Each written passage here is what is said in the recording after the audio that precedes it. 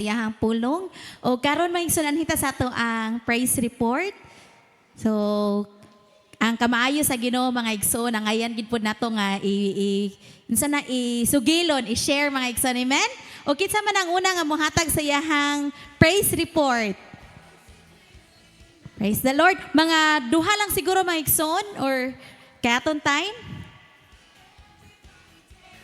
Ato sa lingyo naton dapat mga igsoon kay murag nang hiyugpos kay gitugnaw.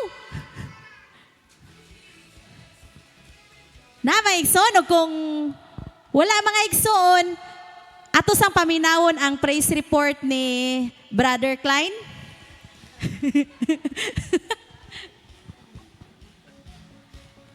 Kuratan. May gabi sa tanan. Dako ko pasalamat sa Ginoo tungod kay pag Sunday naahat mo joke ray. Na-appoint me ni Daloy, kami nila ni Ate Jovi, nila Ate Sara nga ginagmay lang ba nga remembrance about sa gugma sa Ginoo. Nga unta ang kato sila nga mga tao nga na reach out nagpabilin ang pagtuktok sa Ginoo sa ilang kasing-kasing gani.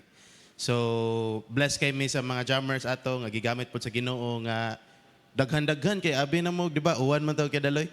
Uwan to niya, abi na mo gamay ray mga to, puno po din na mo dito. Di good ka dili ang mga pangduulan na mo good kay liman kag usa ka panon mo kantay, ikaw pa'y mo dili ana. So, pasalamat mi ato and then sa karon na pod sa Bible study na mo pag Tuesday sa mga young professionals. Ako pa may pasalamat sa Ginoo tungod kay naubay-ubay na sad ang mga lalaki namo nga mga members ka magpanglihok mo ang Ginoo sa isig sa satuatanan and then unta pod magpanglihok sa mga lalaki nga side ba kay pon mahimo man silang mga leader pod sa ilang isig sa kapamilya nya may nang nanay foundation daan sa pulong sa Ginoo ba. So tanan-tanan jud ato dako kay pasalamat sa Ginoo sa iyang pagbuhat o dako pod pasalamat sa Ginoo nga gipanggamit ang isig sa samua para sa iyang panglihok. Praise the Lord, di ba? Nagitay ka pasalamat sa Ginoo mga igsoon. O kung wato ni barog si kanang Kuya Zed, di ginato mahibawan ang mga buluhaton. O nakuwanta bang mayuhagit sa Ginoo, gigamit niya ang kinabuhi sa mga kabatanunan. Amen? O kinsa man na mosunod mga igsoon. Kuan man ni President man ni si Zed, no? Adita sa Vice.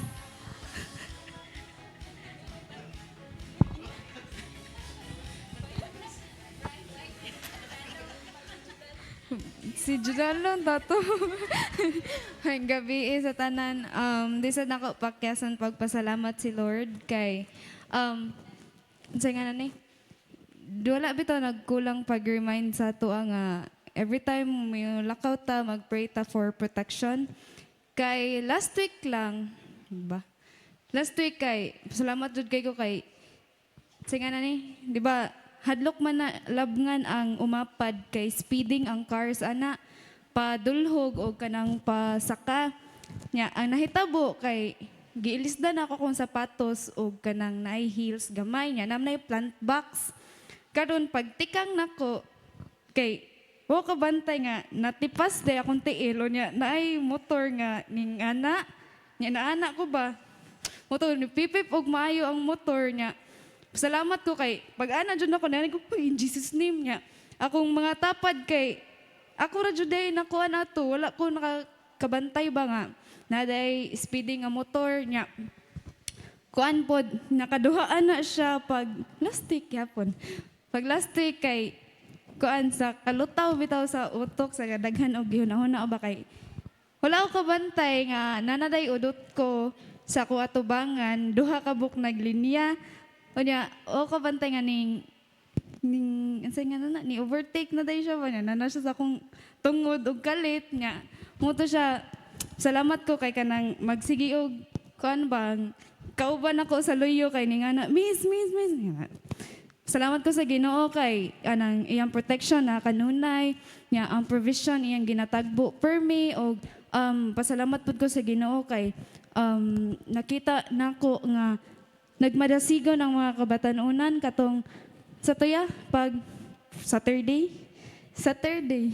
o pag Saturday kay kuan ba ito pag January kay walay kuan walay meat walay jam ato nga time.